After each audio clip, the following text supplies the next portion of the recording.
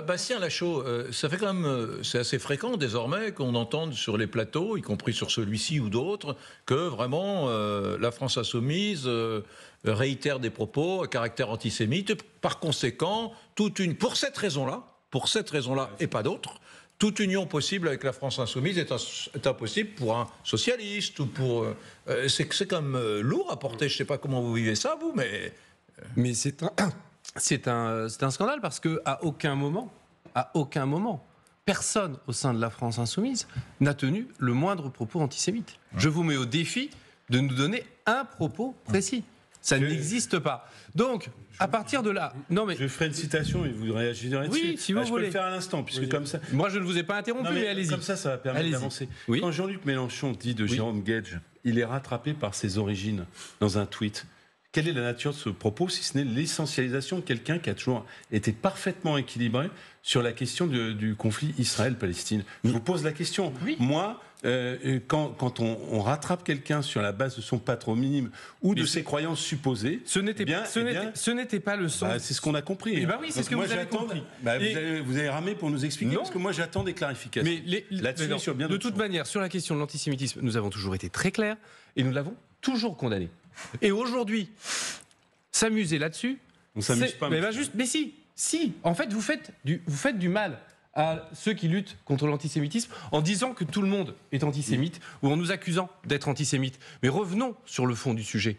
Aujourd'hui, nous sommes dans une situation où l'extrême droite raciste du Rassemblement national est aux portes du pouvoir. Aujourd'hui, la nécessité, c'est de faire l'union. Et d'ailleurs, le peuple de gauche ne se trompe pas, parce que le peuple de gauche est dans la rue aujourd'hui. Si vous avez regardé les manifestations à Rennes, à Lille, à Paris en ce moment même, il y a beaucoup de monde dans les rues qui réclament cette unité. Et d'ailleurs, je crois que la manifestation parisienne est allée devant le siège des écologistes, où justement, à notre initiative, se tient une réunion sur l'unité pour constituer ce front. Quelques centaines de personnes. Les filles, il y a pas de filles. Plusieurs milliers. Sur la République. Non, mais plusieurs milliers et dans les villes, quelques centaines. Ce que je veux dire, c'est qu'il n'y a pas... Les amis, je suis obligé de vous interrompre. À la seconde même, je viens d'apprendre, Oreillette, régie, rédacteur en chef dans la régie, que ça y est, la réunion qui mettait en perspective ce projet de Front populaire, d'union du Parti communiste, du Parti socialiste, d'Europe Écologie Les Verts et de la France insoumise vient de se terminer par un accord. Il y aura dans chaque circonscription... J'attends la dépêche de l'agence France-Presse. On va voir dans les prochaines secondes. Mais c'est ce que l'on me dit là dans la rédaction d'LCI. Il y aura dans chaque circonscription, les 577 circonscriptions de France, un candidat unique. Pour aller à la soupe. Écoutez, c'est une information majeure quand même. Pour moi, c'est un très grand choc. Et c'est une extrêmement mauvaise surprise. Parce que malgré les dénégations de Bastien Lachaud, on pourrait faire pas une seule réflexion comme l'a fait François Calfon, mais une longue liste de dérapage antisémite de Jean-Luc Mélenchon et de certains de ses proches. Donc, c'est très choquant qu'un certain nombre de gens au Parti socialiste, chez les écologistes, chez les communistes, considèrent que ça n'est pas un problème. Simplement, la dernière petite chose que Jean-Luc Mélenchon a dit, c'était que l'antisémitisme était résiduel en France. Alors qu'il s'est multiplié par 1000 à peu près. Donc, là, je finis. Donc, si vous voulez, ça fait partie quand même des problèmes majeurs qui, depuis plusieurs mois, ont gangréné la vie politique française, la vie tout court d'un grand nombre de Français, dans les universités, dans leur vie quotidienne, autour de leur lieu de réunion, et dans lesquels ils se sont sentis menacés. Et donc, aujourd'hui, qu'il y ait cette alliance et que les socialistes, les communistes et les écologistes aient oublié cela aussi rapidement, c'est extrêmement choquant. C'est vrai que c'est très, très choquant. Et alors, en plus, quand on vous entend dire qu'en face, c'est le camp du racisme, vous devriez quand même faire du ménage. Alors, et vous considérez avant. Parce que si ce racisme augmente aussi, vous êtes sans doute responsable de ça. Non, sûrement pas. Alors, deux choses. Premièrement, je pense que ici, sur ce plateau, tout le monde maîtrise le français. Si vous prenez un dictionnaire, résiduel, ça veut dire ce qui résiste. C'est-à-dire qu'il y a un antisémitisme en France qui résiste. Il y a toujours des petites explications sémantiques. Mais c'est à chaque fois, il y a des petites justifications comme ça. C'est qu'il y a un parti raciste, il y a une répétition qui est quand même un vrai problème. Aux portes du pouvoir. Et ce que vous faites, c'est que le camp du progrès, le camp de ceux qui aujourd'hui luttent pour l'égalité, vous les stigmatisez. En tout cas, ce qui est certain, c'est qu'avec cet accord, qui est choquant. Non, ce qui n'est pas choquant, qui est dans la longue lignée des accords de gauche, aujourd'hui, la gauche dans ce pays est aux portes du pouvoir. Parce que avec le mode de scrutin à la majoritaire à 2 tours, je vais vous le dire en mille, il y a 2 camps qui vont s'opposer. Le camp des racistes et le camp de la nouvelle France et de la gauche. Un mot, j'entends ce que vous dites, mais attendez, qui peut croire ce soir, vous faites un accord électoral, programmatique, mais ça fait des jours et des jours que vous envoyez des insultes à la figure, des désaccords sur la politique étrangère, sur la Russie, sur Poutine, sur Gaza. Mais comment un électeur de gauche qui a voté Glucksmann peut croire à un tel accord? Alors c'est simple. Déjà, l'ensemble des députés socialistes ou écologistes ont été élus sur un programme, le programme de la NUPES. Mais arrêtez, il est caduque. Mais la NUPES, elle est morte. En quoi elle est morte? Elle était morte. On l'a suspendu, la NUPES. Vous l'avez suspendu. Oui, peut-être. Eh bien aujourd'hui, on l'a suspendu. On ne croyait pas si bien faire en la suspendant. Non, c'est ça. On regarde les dérapages que nous avons constatés. Enfin bref. Et d'ailleurs, les électeurs, vous réglerez votre problème. Les électeurs aux élections européennes nous ont fait plutôt confiance de sortir de cette NUPES. Vous réglerez ça au sein de votre parti. Oui, on a un Conseil national demain soir. C'est très bien. Pas en même temps. Il n'y a pas de problème parce que nous avons des instances démocratiques. Cela dit, François Calfon, vous avez la parole tout de suite. Oui. François Calfon, cessez de vous quereller avec Bastien Lachaud. C'est terminé depuis 10 minutes, on vient de vous l'apprendre en direct. Il y a un accord trouvé entre la France Insoumise. Non mais pardon, mais ça dépend, on verra bien au Parti Socialiste si tout le monde est d'accord. Voilà. C'est un accord d'appareil et on verra si les électeurs sont d'accord et on verra si un certain nombre de députés sont d'accord. C'est pas du tout évident. Il y aura des députés qui l'ont vécu dans leur chair et qui ont des souvenirs assez violents et qui ne pourront pas faire cet accord. Il y a des personnalités, ne serait-ce que Raphaël Glucksmann, qui a été extrêmement maltraité sur son patronyme en l'occurrence, encore hier à la manifestation d'hier soir, qui a été traité, je ne sais plus, mais enfin je ne veux même pas l'évoquer. Et qui ne pourront pas faire cet accord, ou alors, ils ne pourront pas faire cet accord. Donc c'est un accord qui sera partiel et qui ne représentera pas la gauche en l'occurrence. François Patria. Et néanmoins, on rappelle juste que Olivier Faure a pris la parole et a annoncé son accord de principe sur cette union. François Patria. On a vu finalement. Il a rien dit de contradictoire ce matin. Il a dit sur France Inter que France Inter, vous venez de le passer. Il vient de le passer qu'il n'avait pas tellement envie. Hors de question. Il n'est pas question de s'allier avec Mélenchon, a-t-il dit ce matin sur France Inter. Finalement, il a dit que c'était d'accord. Bon, on l'a vu, c'est pas encore gagné l'union de toute la gauche. Néanmoins, est-ce que c'est le scénario que vous redoutiez? Non, d'abord, non. Aujourd'hui, ce que je pense, moi, c'est que c'est un accord électoral de circonstances, d'appareil. Une seconde fois, Olivier Faure retourne rejoindre aujourd'hui LFI pour sauver son siège en Seine-et-Marne. Il le fait comme d'autres le font aujourd'hui. Bon, vous avez dit la gamelle, je ne dirai pas ça aujourd'hui. Ce que je veux dire, c'est que dans la dissolution, pour partie à peser le spectacle indigne que donne l'Assemblée nationale depuis des mois et des mois aux Français. Si vous saviez le nombre de Français qui m'ont dit « ça n'est plus supportable, je n'accepte pas ça, je ne me reconnais pas » dans ce cas-là. Et ce que je dis ce soir, c'est qu'autant je crains et je sais le danger que représente le Rassemblement national et la politique qu'il pourrait mener pour notre pays et pour les Français. Autant j'affirme ici, peut-être un petit peu avec François Calfon, que je mesure le mal qu'a fait Jean-Luc Mélenchon à la France depuis 2 ans. Je mets le mule, parce que ces atermoiements, son racisme, ses déclarations... Mais n'importe quoi, arrêtez. Je ne les ai pas interrompus. Peut-être, mais vous êtes le seul. Mais vous n'êtes pas interrompu. Donc autorisez-moi à le faire. Je n'ai interrompu personne, ça fait une demi-heure que je vous écoute sans dire un mot. Donc moi je vous dis, et permettez-moi d'affirmer ce que je dis ce soir, c'est qu'aujourd'hui, le mal qu'a fait Jean-Luc Mélenchon à la France avec son discours, sa stratégie, aujourd'hui, d'avoir fait une stratégie sur Gaza pour gagner l'élection et quelques points, je trouve tout ça aujourd'hui très dommageable et je leur dis comme tel. Maintenant, je veux dire aussi à nos collègues sur ce plateau que je respecte, je félicite François pour son élection. Bien. Donc, aujourd'hui, moi, je souris un peu parce que croire encore que chez les Républicains, comme je l'ai entendu tout à l'heure avec Gilles Platré, ou que chez les socialistes, qu'on entend avec vous, demain, il y aura une alternative avec un gouvernement ou républicain ou socialiste pour gagner les élections, pour gagner la présidentielle, ça n'existe. Attends, j'ai fini. Oui, ça n'existera pas. Demain, le seul qui pourra s'opposer demain à une candidature à la présidentielle du Front National, du Rassemblement National, sera quelqu'un qui viendra de notre camp. Il viendra du bloc central. C'est une blague. Il viendra du bloc central. C'est une blague. Il viendra du bloc central. Personne d'autre aujourd'hui. Mais qui voyez-vous en situation? Le président je le dis comme tel. C'est la raison pour laquelle faire reculer l'extrême droite. Il l'a amené à son plus haut niveau par sa politique antisociale. Mais vous êtes. Faut arrêter à un moment donné. Vous posez la question. La vérité n'est pas celle-là. La vérité, c'est que Emmanuel Macron, aujourd'hui, mais qu'est-ce qu'il a fait? On est en train de se diriger vers un duel entre Jean-Luc Mélenchon et Marine Le Pen. C'est ça le sujet. Il est là le sujet. Mais arrêtez de rêver. Il est là le sujet. C'est qu'on est aujourd'hui dans un piège tendu avec deux extrêmes qui vont faire la politique française de ces quelques années à venir, si ça continue. Regardez Yves Tréhard, les images qui sont là, ce sont des images en direct. Nous sommes au siège d'Europe Écologie Les Verts, et donc les écolos sont en train de saluer ce soir cet accord qui est historique. On parle bien d'histoire de la République. Ils ont failli disparaître. Alors évidemment, ils s'y accrochent. Et c'est pathétique. C'est pathétique. C'est tout. Bien sûr, tout est pathétique.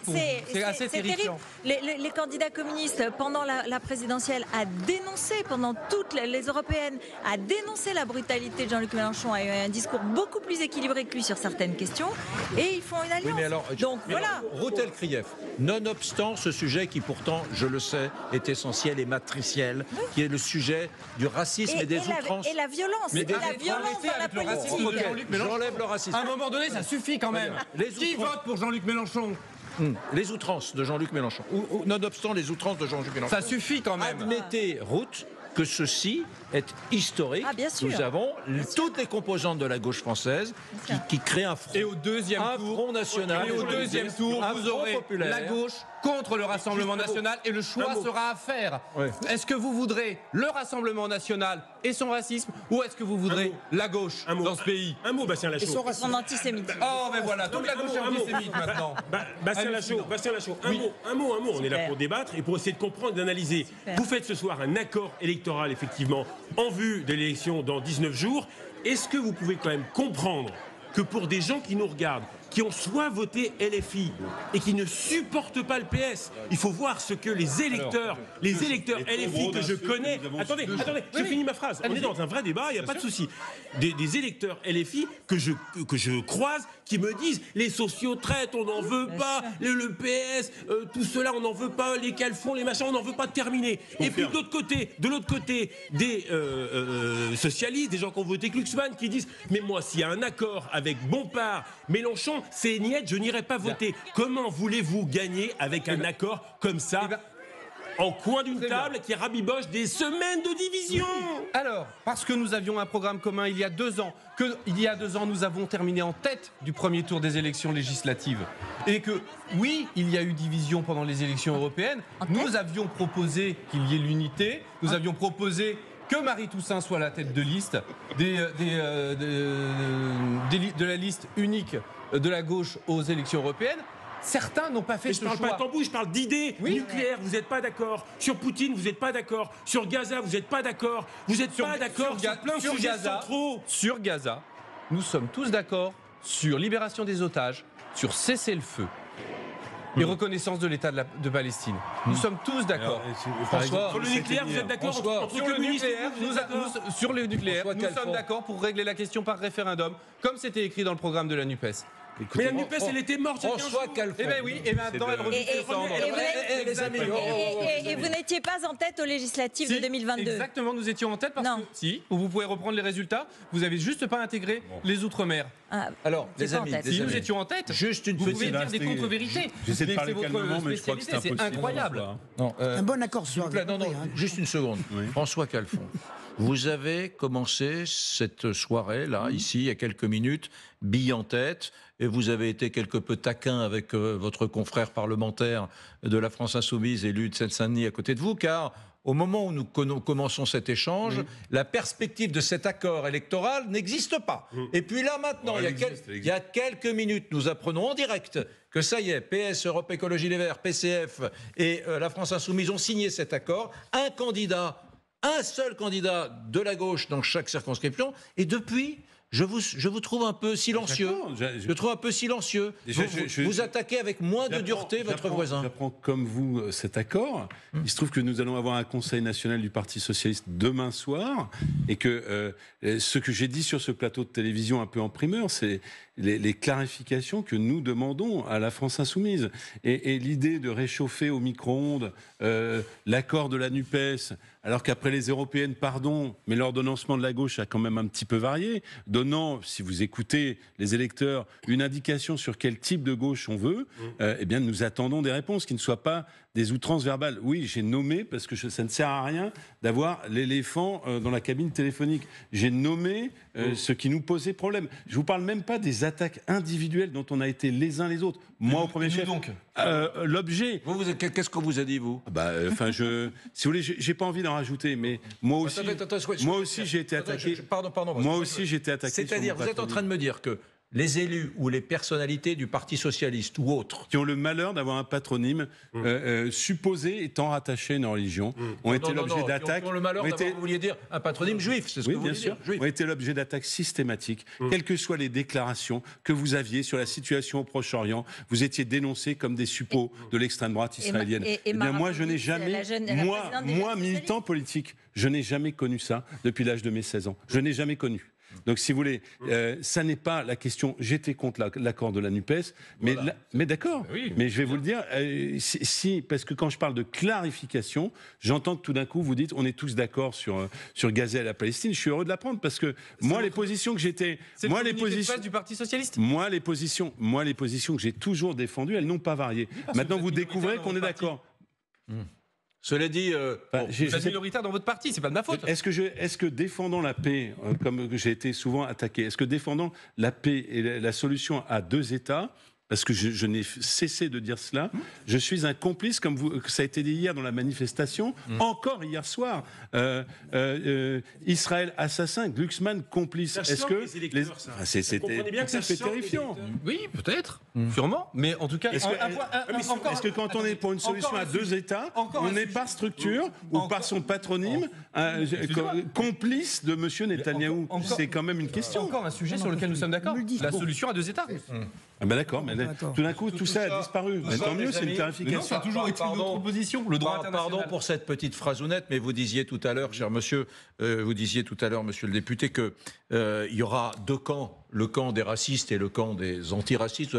Je vous écoute, je pense à la situation en Israël que vous évoquez, au Proche-Orient, et je revois, il y a quelques mois, Serge et Beat Klarsfeld qui disent en substance, je ne me souviens plus de la citation exacte, que le Rassemblement national les protège davantage, les Français juifs, que les partis de gauche. Je trouve ça savoureux et je porte cette petite phrase dans le débat actuel. C'est quand même quelque chose qu'un des plus grands et des plus prestigieux chasseurs de nazis en France, des décennies de combats implacables, remarquables, puisse sortir en 2023-2024 une phrase pareille. Oui. Et si le Rassemblement national n'était plus le camp des racistes que vous évoquiez il y a quelques instants, monsieur le député? Eh bien, je pense que vous vous trompez et qu'ils se trompent. C'est pas moi, c'est eux, oui, d'accord. Ils se trompent. Je pense que le Rassemblement national est raciste, qu'il a toujours des relents antisémites et qu'aujourd'hui, à côté de l'antisémitisme, il y a aussi de l'islamophobie, il y a aussi de l'homophobie dans ce pays qui explose et qu'il faut en parler au même titre que l'explosion de l'antisémitisme. Donc ce sont des problèmes et aujourd'hui, le Rassemblement national, comme ses alliés en Europe, porte ces idées. François Patria.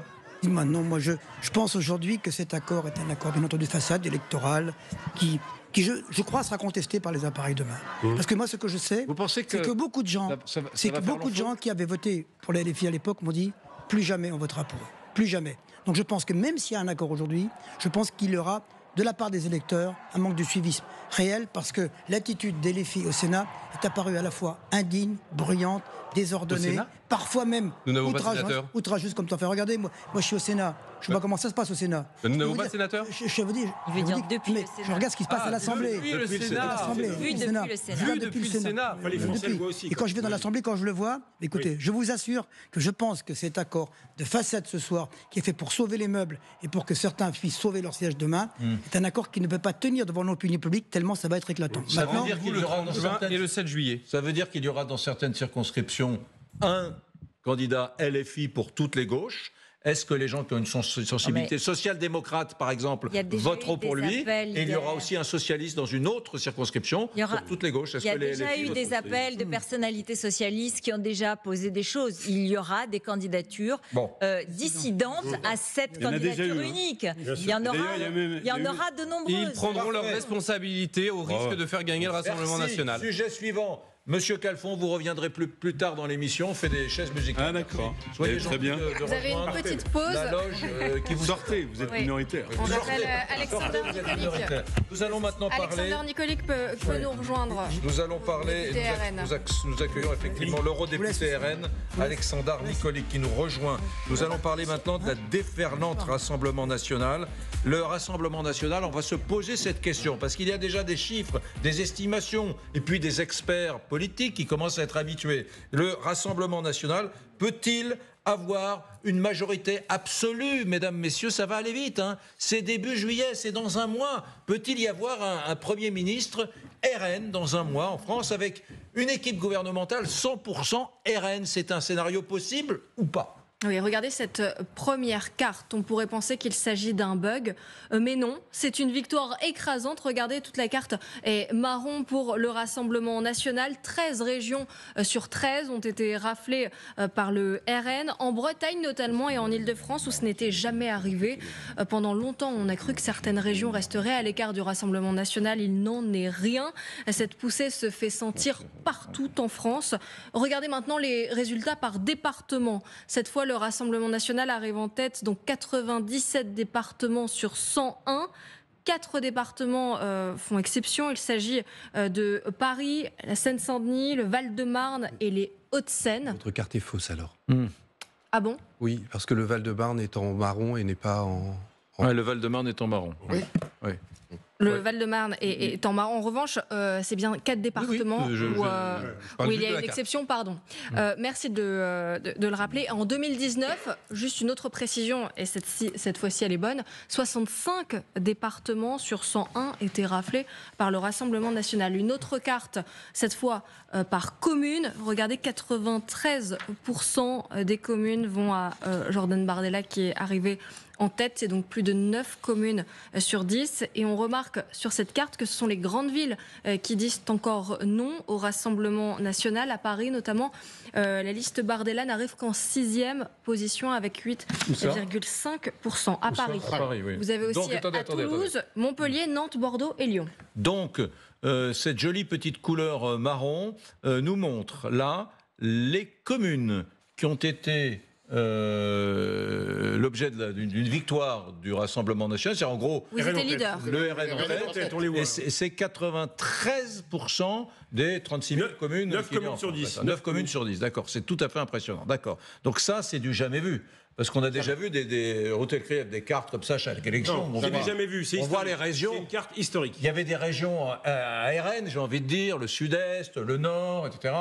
Assez peu la Bretagne. Nationalisation du vote en Bretagne, le RN dans les 5 départements en Bretagne, une terre historique de la gauche ou de la démocratie chrétienne. Donc ce qui s'est passé hier est un bouleversement politique le plus important de la Ve République. D'accord. Alors, ce que disent les amis d'Emmanuel Macron et ce à quoi ils veulent croire, moi je peux être assez sceptique, mais c'est que c'est une carte d'élection européenne. Oui. Et qu'une carte d'élection législative, ça peut être différent. Il peut y avoir des raisonnements différents de la part des électeurs, une mobilisation différenciée, un vote sanction hier qui, dans 3 semaines, se changerait en vote d'adhésion pour la majorité. Je suis assez sceptique, sincèrement, et je suis d'accord avec vous, Yves, sur le côté, en 3 semaines, on ne se dédie pas à ce point de son vote de la veille.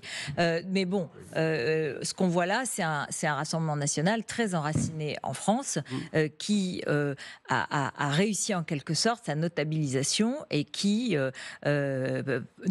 entre autres, a l'air d'avoir capté pas seulement des couches populaires comme dans le passé, mais aussi des couches supérieures, a égalisé selon les études des sondages au niveau sur le genre des femmes et des hommes en quantité équivalente.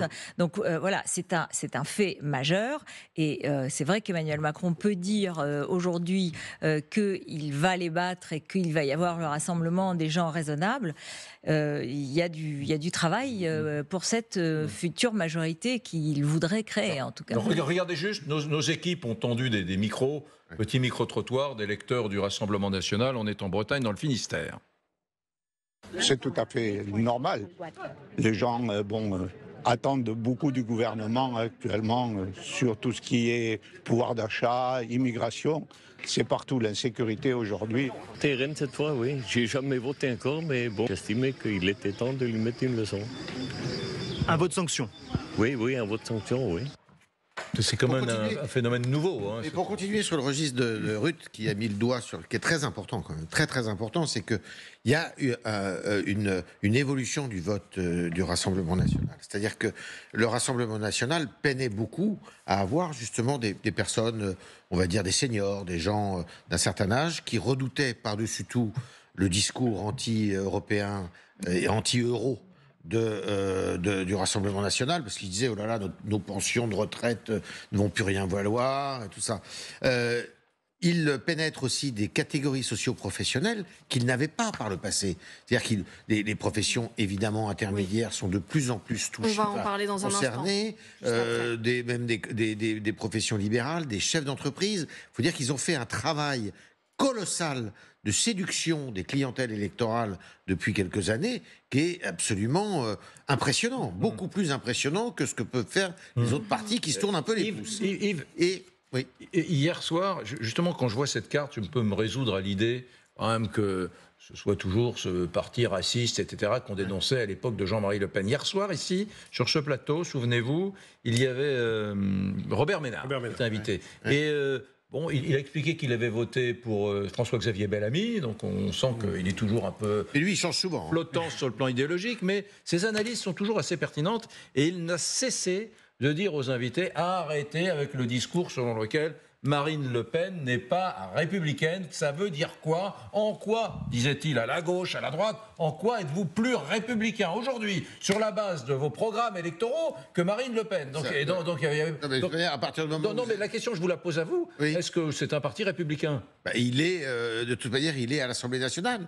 Il est représenté à l'Assemblée nationale. Est-ce qu'il est dans l'arc républicain? Plus vous allez dire qu'il est hors de l'arc républicain, plus il aura de voix et plus il remportera de victoires. Il est là le sujet. Et c'est la grande erreur tactique du président de la République, c'est de prendre ce parti comme si c'était un parti fasciste.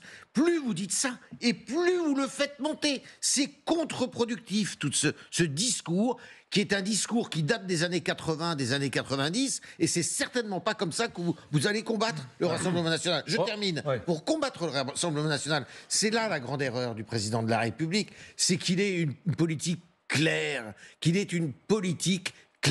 face à la fin de vie, par exemple, où on ne comprend plus rien, face à l'insécurité, face à l'immigration. D'une façon ou d'une autre, il faut qu'il arrête de louvoyer. Et c'est ce que lui reprochent les gens. Et deuxièmement, il faut qu'il arrête de dire du Rassemblement national que c'est un parti fasciste. C'est pas comme ça qu'il va... Regarde, attendez, je vous passe le micro tout de suite. Hein. Je suis conscient qu'il n'a pas assez tourné, là. Je vous passe le micro tout de suite. Regardez ce que disait le 26 mai Édouard Philippe sur la façon, la technique, la tactique pour combattre le Rassemblement national. Alors je vais vous dire quelque chose que je crois profondément. Je pense que pendant très longtemps, les forces politiques qui n'étaient pas le Rassemblement national se sont, non pas arrangées du tout, mais se sont organisées en considérant que dès lors qu'au deuxième tour de l'élection présidentielle, c'est le candidat du Front National qu'on aurait à affronter, on aurait une chance certaine, parce que Front Républicain, parce que... Bon. Pendant très longtemps, en accompagnant ce mouvement, la doctrine, enfin plus exactement la tactique qui a prévalu pour lutter contre le Front National, c'était d'insister sur deux moteurs. Le premier moteur, c'était « voyez comme ils font peur ». Le deuxième moteur, c'était « voyez comme ils sont incompétents ». Mon sentiment, je peux me tromper, vous savez, j'ai beaucoup d'humilité en la matière. Mon sentiment, c'est que jouer sur ces deux moteurs aujourd'hui ne fonctionnera plus. Alors qu'est-ce qui fonctionnera? Dire ce qu'on veut faire. Je pense qu'à la fin de la fin, il faut prendre les institutions au sérieux, il faut prendre la démocratie au sérieux. Et donc il faut dire ce qu'on veut faire. Édouard Philippe, interviewé par Darius Rochemin. Renaud Pilat, c'est plus trop à la mode finalement d'avoir peur du Rassemblement national, c'est un peu ce qu'il dit. Non, mais peut-être qu'il y a des électeurs français ou des gens qui nous regardent qui ont sincèrement peur du Rassemblement national. Mais dans les états-majors, désormais, et depuis des années, me semble-t-il, crier au fascisme, aux fachos, au hors-camp républicain, ça ne fonctionne pas. Alors on peut se faire plaisir. Effectivement, il y a une gauche qui aime se faire plaisir, et on peut la comprendre par tradition, avec des vieux réflexes des années 30 ou d'autres des années 60, qui dit « attention, le fascisme arrive ». Mais ça ne fonctionne pas. Et Bastien Lachaud, vous le savez très bien, vous faites beaucoup de terrain, vous êtes un élu de terrain. Quand vous discutez avec des jeunes apolitiques sur les marchés, dans les facs, je ne parle pas des militants, vous leur parlez de ça, ils sont en dehors de tout ça. Ils vous répondent quoi? Problème quotidien, problème du service public, problème d'éducation, problème d'insécurité, tout un tas de problèmes qui font que lorsque vous parlez de références historiques comme ça ne fonctionne pas. Et là où Édouard Philippe a raison, c'est que je pense, c'est que ces arguments sur le fascisme ou l'extrême droite, et y compris l'incompétence, qu'est-ce qu'on entend? Bon, on les a jamais essayés, pourquoi pas? Voilà ce que disent beaucoup de Français. Donc, dans une campagne très courte, j'ai terminé, parce que la campagne, c'est 19 jours. Il faut que le camp macroniste et chacun des camps disent ce qu'ils veulent faire. 2-3 thèmes, par exemple. Demain, Emmanuel Macron a une conférence de presse. Que doit-il annoncer? Que va-t-il annoncer? Il faut pas que... dire, si c'est encore des grands ensembles et tout ça, c'est perdu pour le camp macroniste. C'est 2-3 thèmes concrets, avec peut-être des inflexions programmatiques. On en a parlé avec François Bayrou hier soir. Les Français attendent des clarifications, du concret sur leurs problèmes du quotidien, et pas des tralala historiques. Ça marche plus, tout ça. Ruth Telkrieff Moi, je crois aussi que... Faire peur du Rassemblement national, ça ne marche plus. Et ne pas traiter les problèmes qu'ils évoquent, c'est une très grave erreur de la gauche. Et que la gauche a péché en se cachant, en refusant de voir un certain nombre de questions, et elle a perdu l'électorat populaire. C'est très simple, elle a perdu l'électorat populaire.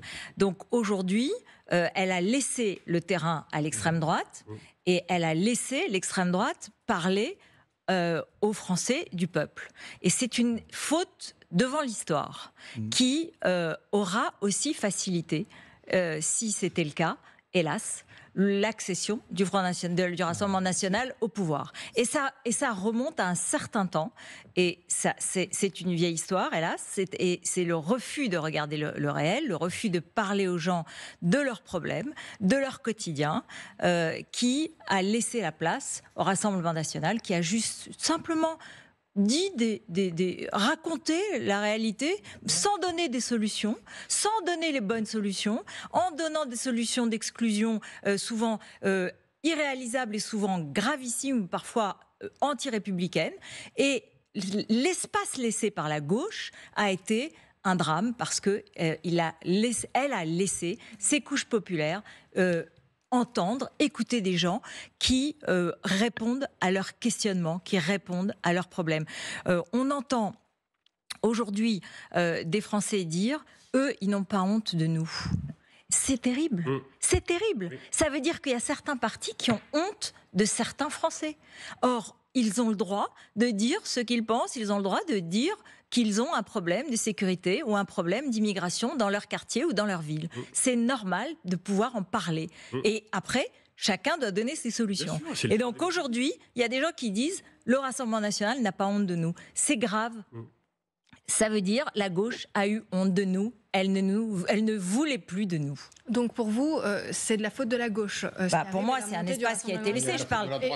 Et pas de la faute de Renaissance qui est au pouvoir. Non, mais là, Bastien Lachaud, ça fait 7 ans qu'Emmanuel Macron est au pouvoir et l'extrême droite progresse comme jamais. Moi, je suis élu dans une circonscription populaire. Plus de 40% de la population vit sous le seuil de pauvreté et je suis élu avec 75% des voix. Je n'ai pas l'impression d'avoir abandonné le peuple. Premier élément. Deuxième élément, quand les députés de la France Insoumise proposent d'augmenter le SMIC à l'Assemblée nationale et que le Rassemblement national vote contre cette proposition, je suis désolé, si c'est vrai. Laissez-moi terminer. Donc c'est une réalité que le Rassemblement national ne répond pas aux préoccupations des Français pauvres et des quartiers populaires. Deuxième élément. Et enfin, je suis désolé, quand Jordan Bardella a 3 fois plus de temps d'antenne que les autres candidats et autres têtes de liste des élections européennes au sein des médias, je suis désolé, les médias font aussi le jeu du Rassemblement national. Non. Et enfin, mais bien sûr que si, c'est les chiffres de l'Arcom qui viennent de tomber. 3 fois plus de temps pour Jordan Bardella que pour les autres têtes de liste. C'est en fonction des sondages. Non, ce n'est pas en fonction des sondages, il y a une règle d'équité. Voilà. Et la règle d'équité, vous l'interprétez comme vous le voulez. Et la réalité, non, mais ça fait 30 ans que le Front National et le RN montent. C'est pas, vous parlez pas des dernières. Oui, mais ça fait combien des causes réelles. Oui, les causes réelles. Oui, bien sûr. Vous avez raison. Pardon, mais l'Arcom nous impose des temps de parole pour chaque candidat. Eh bien, expliquez-moi pourquoi dans ces cas-là, les chiffres. N'accusez pas les médias, s'il vous plaît. La réalité, c'est ça. Et c'est aussi. Parlons des causes profondes depuis 30 ans. Oui, il préfère virer dans le complotisme. Voilà. Mais non, il ne s'agit pas de virer dans le complotisme. Il s'agit tout simplement de réaffirmer que quand les médias, quand la Macronie, quand la droite reprennent les thèmes du Front National et expliquent que ce sont ça les réels problèmes en permanence du pays, oui, en effet, ils font le jeu du Rassemblement national. Juste un truc, Bastien Lachaud. Juste un point. Oui. Il y a peut-être une surreprésentation du RN, je ne sais pas, je n'ai pas vu ces chiffres, mais en tout cas, l'Arcom nous dit on ne traite pas de la même façon de François Asselineau, qui fait un demi-point ou 1 point dans les intentions de vote, et du RN qui fait 32 points dans les intentions de vote. On nous demande, l'autorité de régulation, de considérer que Bardella doit être plus présent que Asselineau, parce qu'il y a un rapport de 1 à 30 dans les intentions de vote.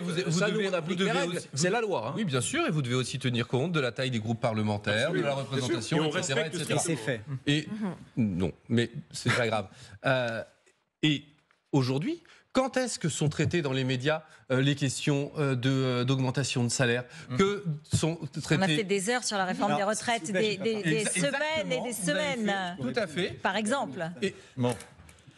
Non, mais Alexandre Nicoli. Si je peux répondre, je vais répondre juste sur ce point. Si on a voté contre cette augmentation du SMIC, c'est parce que ce qu'on propose, nous, c'est une augmentation des salaires jusqu'à 3 fois le SMIC, mais avec 10%, sur 10%, et qu'elle soit exonérée de charges patronales et de charges salariales pour pas que ça pénalise les entreprises. Ça baisse le travail, ça baisse le salaire. Non, mais pas du tout. C'est justement pour que ça profite aussi aux entreprises et aux salariés. Je répondais sur ce point précis parce que vous. Allons-y sur ce point précis. Oui, mais sur ce point précis, à quoi servent les cotisations? Bastien Lachaud, je voudrais juste donner la parole à Alexander Nicoli. À quoi servent les cotisations?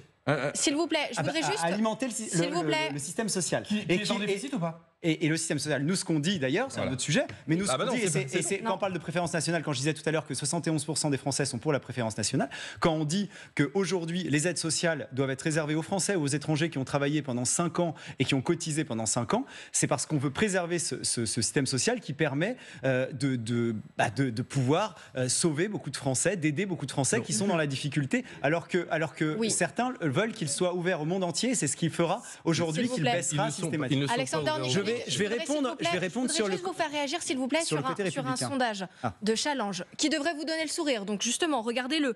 Si les élections législatives avaient lieu aujourd'hui, regardez à quoi ressemblerait l'hémicycle. Le Rassemblement national raflerait entre 235 à 265 sièges.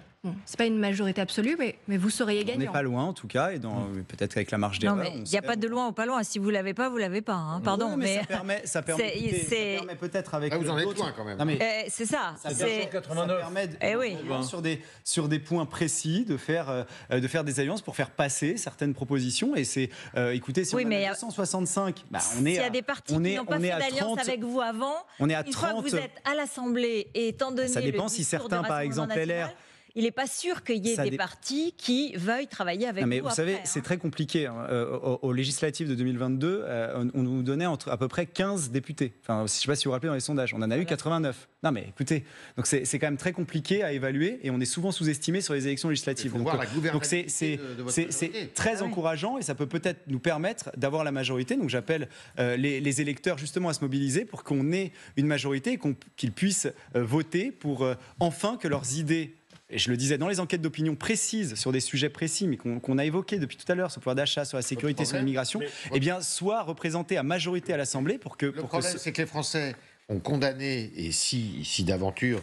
ils votent dans le sens de ces intentions de vote, ils condamneraient la majorité sortante et le Parlement sortant pour se redonner un Parlement qui n'aura pas de majorité absolue, donc un gouvernement qui aura toutes les difficultés du monde. On est à quelques semaines de l'élection. Les difficultés du monde à gouverner, en plus avec raison de plus pour qu'il nous la donne, cette majorité. Si je peux terminer, c'est que la France sera devenue plus que jamais. Raison de plus. Mais plus que jamais ingouvernable. Mais attendez, c'est la faillite de la 5e République. Raison de plus pour qu'il nous donne la majorité. 5e République. C'est la démonstration que cette 5e République ne fonctionne plus. Serait devenue la 4e.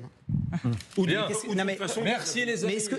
Nous avancions. Bon, vous avez eu assez peu la parole pour conclure cette partie parce qu'après on va parler du profil des électeurs du Rassemblement national sur laquelle on a beaucoup d'éléments. Vous avez la parole. J'ai pas répondu sur ce qu'a évoqué Édouard Philippe. Et ça c'est vrai. Aujourd'hui, moi je le vois depuis tout à l'heure, on est les seuls à parler de propositions concrètes. Monsieur parlait plus de Gaza et de ce qui se passe en Palestine que ce que vivent les Français. Pas vrai. Mais si, vous avez tout à l'heure vous avez discuté avec Monsieur Calfon pendant 5 minutes de savoir quelles sont les positions sur ça, de savoir si, bien sûr. et de disqualifier et de jouer sur les peurs, de disqualifier le Rassemblement national en disant qu'on serait raciste, anti-républicain. C'est le cas. Non, mais vous plaisantez, Monsieur Lachaud. Non, pas du tout. Monsieur Lachaud. Enfin, vous représentez un parti aujourd'hui, franchement, qui a appelé presque aux violences après la mort de Naël. Mais quand vous disiez la fin justifie les moyens de la part de plusieurs députés, qu'est-ce que c'était? Il y a eu 700 policiers blessés, des centaines d'immeubles qui ont brûlé. Et quand vous séparez la société, parce que plusieurs d'entre vous aussi ont dit, les policiers s'en prennent aux Noirs et aux Arabes. Vous parlez tout à l'heure de peuple, parce que pour vous, il y a plusieurs peuples. Et en fait, vous divisez la société française. Il y a des citoyens chez nous. Non, vous divisez la société française. Aujourd'hui, le modèle que nous, vous créez la haine, vous prenez la haine. Monsieur, vous nous avez diffamé depuis tout à l'heure, je n'ai rien dit. Je ne vous ai pas diffamé, je dis la vérité. Aujourd'hui, vous représentez un mouvement qui exacerbe l'antisémitisme, qui exacerbe le racisme en ramenant les gens à une identité génétique, en les ramenant systématiquement à ça, en faisant des confusions, par exemple tout à l'heure quand vous parliez d'islamophobie, de racisme. Là, l'islamophobie, vous savez qu'on a le droit aujourd'hui de critiquer, on a le droit de critiquer des religions, d'en avoir peur, que la religion catholique, la religion islamique, et la mélanger avec du racisme, c'est grave. D'accord, monsieur? Parce que nous, on combat réellement le racisme. Non, vous voyez. On combat le racisme en étant sur le vrai modèle républicain, c'est-à-dire que peu importe l'origine, peu importe la couleur de peau, on doit se ressentir français. Et c'est ce modèle-là qui a fait de la France le pays le moins raciste pendant des dizaines d'années. Tout le monde s'est exprimé sur ce sujet. Je ne souhaiterais pas que nous relancions ce débat que nous avons eu déjà il y a une vingtaine de minutes. Je remercie d'ailleurs, c'est un peu les chaises tournantes, pardonnez-moi de ce système. Je remercie Bastien Lachaud, député sortant de la France Insoumise. Merci à vous.